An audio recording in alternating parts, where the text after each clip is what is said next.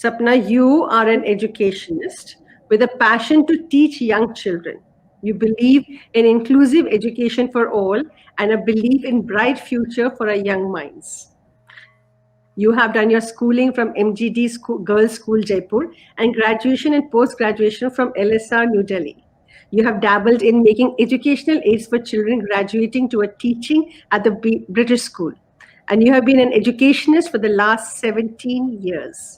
You also taught special needs children while learning how to teach as an inclusive teacher in Washington, D.C., where you lived for 4 years. You have two children, a daughter and a son, and you're also a very happy grandmother to two beautiful grandkids. So, would you say that your childhood was a safe childhood? All right, Smita. So there are, how it is. I don't know whether I would say that it is like this in India, but sometimes you are inappropriately touched. And there were times, and now I don't have a problem in talking about it, but at that time I couldn't talk about it, right? Because I think, I don't know why I couldn't talk about it. Maybe it was shame. Maybe it was, I thought I blame myself. Maybe, I'm not sure. But yes, I have been inappropriately touched a few times, and um, and when I talk to a few people about it now, it's like easy to talk. So everybody kind of comes up and they says yes, they have also gone through the process. So you feel that it's like normalizing something which is not normal. It was denial at that time. I don't think I went to my mother to tell her anything, because I think I just wanted to hide it, because you just wanted to hide anything which kind of shamed you. And it was a shame. And I think later when I told him and I had the guts to kind of go and speak with him, with her, and then she asked me, why didn't you tell me? But there was no, I mean, I couldn't explain why I couldn't tell her at that time. Hmm. But in retrospect, I think it was just because I thought that maybe it was something that because I was doing wrong. That's what my idea was, I think. It's so difficult, Smita, to talk about a safe space, because the thing is that I feel that your home cannot be a safe space all the time. Uh, there are so many things, so many people in the house who could be perpetrators as well.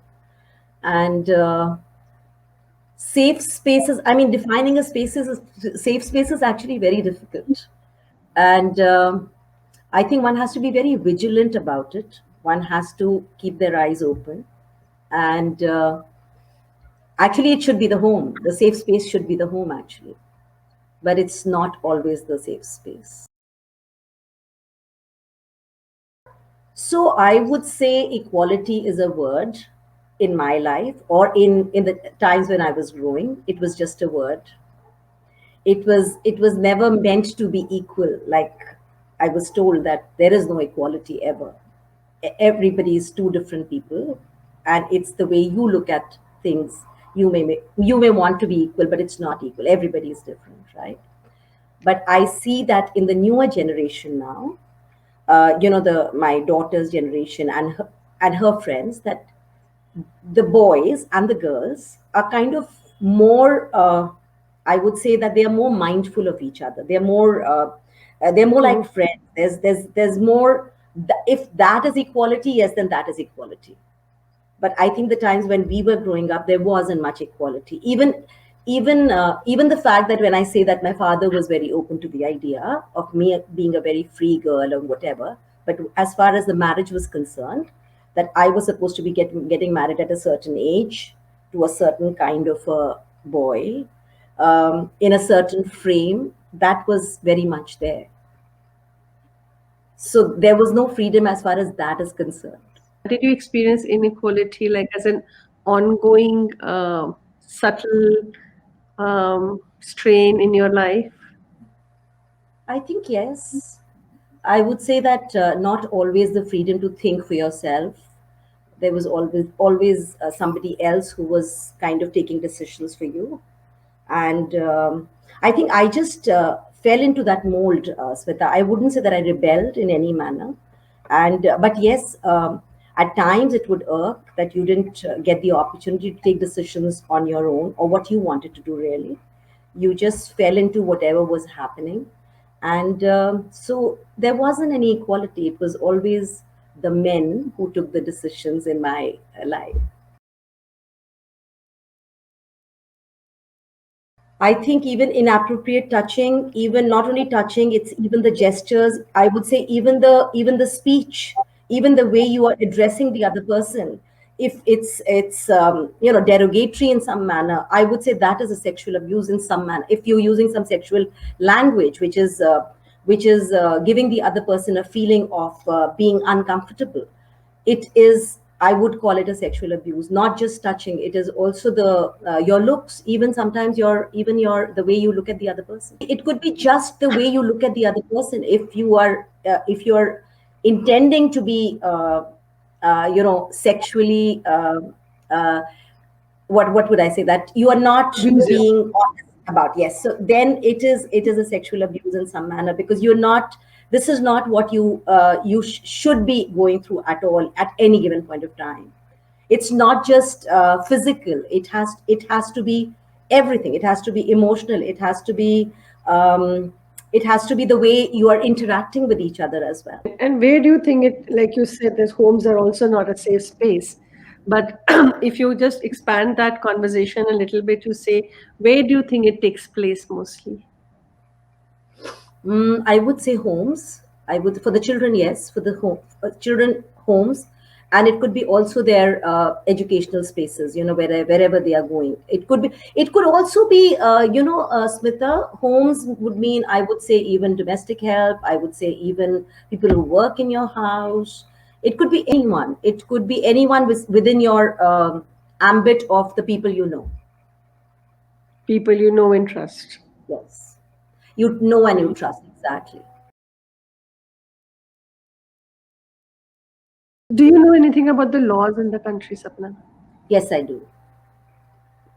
Do you know Because about we teach POXO? schools, we are kind of made aware of the rules, because we are teaching with young children, all the children actually. So we are made aware of the POXO rules, and POXO and POSH as well, because it's against the women who are working in a workplace. Do you think stringent laws and harsh punishments can be a solution to stop child sexual abuse? I don't know whether it could be a solution, but it could be a deterrent. Absolutely, I'm not sure whether it could be a solution, because the solution lies only with the society, the way we And start how would looking at it, the way we help our children grow up. If we do not allow anybody to be important, I mean, I would say everybody, like the way you said, equality. It's very important to kind of make everybody feel in the house that everybody is as important as the other person. Yeah, whether it is a boy or a girl. uh, and despite the fact that there are a lot of boys who are going through this, but there is a kind of a feeling in a lot of families that the boys are superior in their thinking, and they can sort of go ahead and do anything and everything, right? So till I think we don't change our mindset about whether it's girls or boys, even now, Smita, I feel that sometimes, we when we have cases like this and they come out in the news, I think the first thing that people start pointing out is that that girl was out in the night, or she was wearing maybe jeans, or maybe she was wet. And okay, I want to tell you about this. Okay, so I watched this movie Pink, and we were coming out of the theater, and I saw a girl who was wearing very short shorts. All right, and her top was also a little skimpy. And I actually looked back at her again, and then I thought to myself that why am I doing that? Why am I trying to judge somebody who's absolutely free to wear or walk in whatever she wants? And I also did that, Smita. So, and I remember it very clearly, because I think I kind of got a shock that I am also thinking in the same manner as the other people, who I kind of berate and say that who are they to say anything at all. But I thought of it as well. Well, I don't know, Smita. uh, if it was happening in my house, uh, I think yes. I think now I will. I think, because I think I have become more aware of it. I don't know whether I did it. I could have done it 20 years back. I'm not sure. I'm not talking about those times. But I'm talking about it now. Yes, very much, very much. Um, Not just report, but also take the person to task, talk about it, confront. Yes, I would. I'm really interested in what you said that 20 years ago, probably you wouldn't have done that. If I Why? have, Why do? I think I was just young and maybe a little scared of the society, maybe a little scared of the way we lived in. I mean, not really scared of anyone, but just the boundaries in the house had to be maintained, and certain things had to be put under the blanket. To just share what is it that has brought about this journey from not being able to talk about it to being able to talk about it today? I would only call it maturity, or learning to deal with my own fears, maybe, or learning to be bold enough to not get bothered about anything at all. And I would only call it, I think, reaching a stage where it doesn't matter to me any longer, or I'm bold enough to take my own decisions now. I think at that time I may have not have been, like I said, it was a mold that you were just going in, and you were just following whatever the mold was. Hmm. But yeah, like you said, there are so many people in that space where I was 20 years back, and they need to talk about. Also, Smita, I don't think there wasn't, people did not talk about it much, very much. Like now, people are aware of what a sexual offense is, or what a sexual, what is the connotation of being sexually abused is, or there are laws about it. But at that time, there weren't any. Nobody talked about it. It was always a very under the carpet, hush kind of a thing in the family. They may become withdrawn. They may show some kind of so withdrawn is one of them, then depressed is another one of them, then um, uh, there may be some kind of physical symptoms on a child's body, right? Or I think withdrawn, depressed, physical symptoms, yes.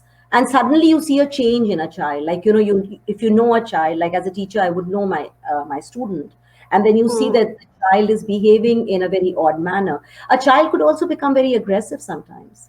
A child may start playing up, because they have gone through something, and they think that it's okay to kind of play up with the others. It's all right. So yes, these are the Hmm. few things that I know of. I think at the back of the mind, it always stays, always. I don't think it ever goes away. But like I said, I think I'm mature enough now to just put it at the back. It doesn't bother me at all now. In fact, absolutely not. I don't care about it, because it was that person who did it. It was that person's fault. I think they were of not of a sound mind when they did it. I don't think they even knew what they were doing. So now there's no blame game over here. I'm not blaming myself at all. I've come out of it completely. I'm like out of it totally.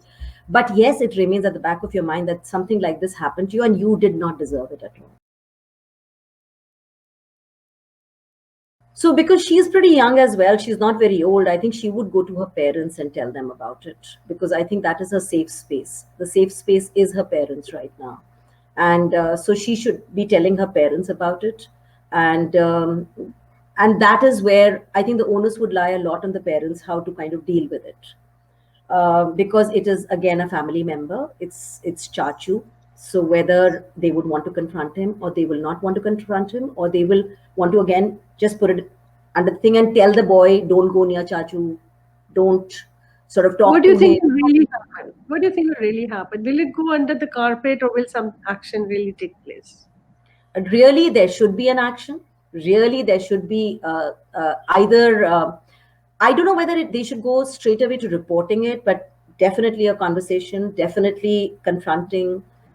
Definitely, Chachu needs to know that, well, this is something which we know about, and it's not acceptable and not done. There should be a conversation, or there should be a reprimand, or there should be something about it. But no, it should not be under the carpet at all, because the child himself doesn't know. The boy doesn't know. He doesn't even know what he's going through right now. because he's saying it so innocently about.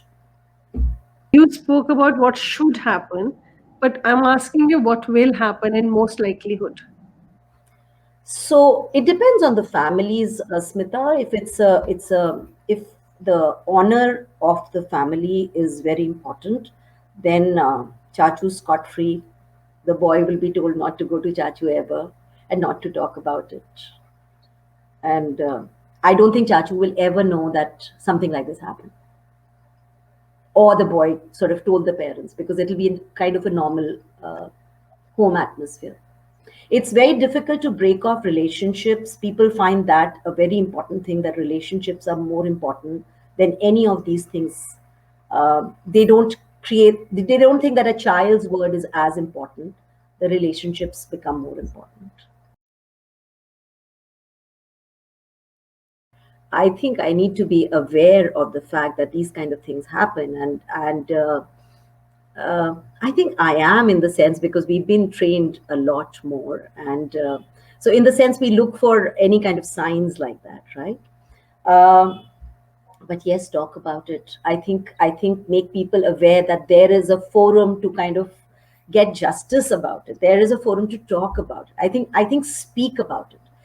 Don't just keep quiet. Don't just not. This is a thing that you need to kind of confront. You need to talk about. You need to open up, which I didn't, right? But yes, you do. I am a Rakshan. I am a Rakshan. Rakshan is saving people. Absolutely. Thank you, Sapna. Thank you. This was delightful and this Thank was you. lovely.